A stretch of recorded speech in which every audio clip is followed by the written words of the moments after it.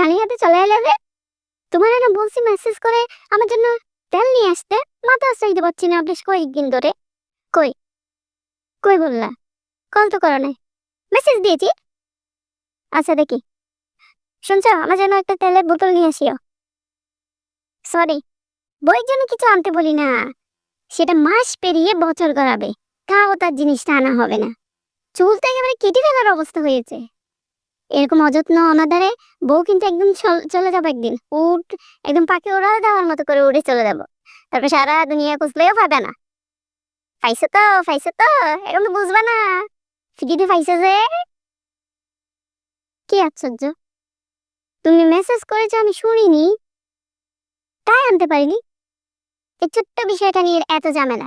উফ, তুমি যে পারো বটে, সেজন্যই বলে মেয়েরা মেয়ে। শুনছো, ঈদে শপিং কখন করে দিবে? ঈদে শপিং এ আমাকে একটা পাকিস্তানি কাপড় কিনে দিয়ে তো। সবাই খুব পাকিস্তানি পাকিস্তানি করছে, আমারও খুব নিতে ইচ্ছে করছে। পাকিস্তানি বলে নিতে ইচ্ছে করছে তা না, কিন্তু দেখতে খুব ভালো, কাপড়গুলো খুব ভালো দেখতে, তাই নিতে চাই আর কি।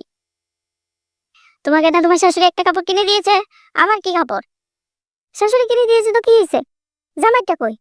জামাই কিনে দিবে না নাকি?